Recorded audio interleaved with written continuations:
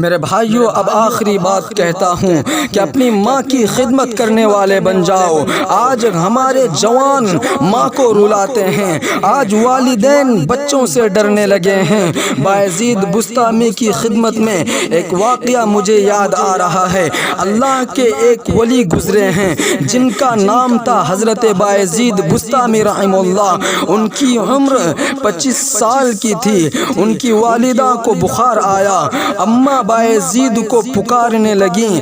حضرت بایزید رات کے وقت قرآن کی تلاوت کر رہے تھے۔ قرآن کو محبت سے بند کیا اور ماں کی خدمت میں حاضر ہو گئے۔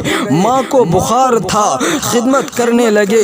ماں کے بستر پر بایزید نے ہاتھ رکھا تھا کہ اتنے میں ماں نے کروٹ بدلی اور بایزید کا ہاتھ ماں کی پیٹھ کے نیچے آ گیا اور ماں کو نیند آ گئی۔ اب بایزید بسطامی رحمہ اللہ سوچنے لگے کہ اگر میں ہاتھ کھینچوں گا تو ماں کی نیند میں خلل ہوگا۔ بایزید نے ہاتھ نہیں ہٹایا۔ اسی حالت میں رات گزر گئی، تہجد کا وقت آ گیا۔ حضرت بایزید رحمہ اللہ کی بلوغ کے بعد سے کبھی تہجد نہیں چھوٹی تھی۔ اب پریشان ہو گئے، تہجد کیسے پڑھیں؟ ہاتھ کھینچوں تو اماں کی نیند ٹوٹ جائے، لیکن اماں کی راحت کے لیے اپنا ہاتھ نہیں کھینچا اور تہجد کا وقت نکل گیا۔ یہاں تک کہ فجر کا وقت آ گیا۔ مؤذن نے اذان دی، ماں کے کانوں میں بھی اذان کی آواز آئی اور انہوں نے کروٹ بدلی۔ بایزید کا ہاتھ سن ہو چکا تھا، لیکن ماں کی راحت کے لیے پوری رات اسی طرح گزار دی۔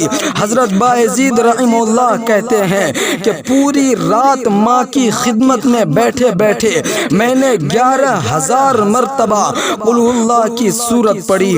میرے بھائیوں، حضرت بایزید رحمہ اللہ کی اس واقعہ کو ایک عرصہ گزر گیا، آپ کا انتقال ہو گیا۔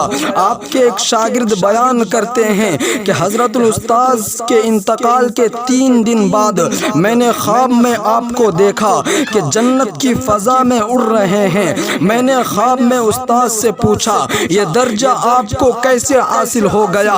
حضرت بایزید رحمہ اللہ نے فرمایا میں نے رات کے وقت ماں کی راحت کے لیے ہاتھ کو یوں ہی روکے رکھا رہا اور کھینچا نہیں۔ اسی کا بدلہ ہے کہ اللہ نے کہا کہ تو نے اپنی ماں کی قدر کی ہے، اب میں تیرے ہاتھ کو ہاتھ نہیں بلکہ جنت کے پرندے کا خوبصورت پر بنا دوں گا اور جنت کی فضا میں اڑتے ہوئے تو جنت کی سیر کرتا رہے گا۔ میرے بھائیوں، ماں کی خدمت کرنے والے بن جاؤ، ان کی دعا لے لو، جنتی بن جاؤ گے۔ وما علینا الا البلاغ۔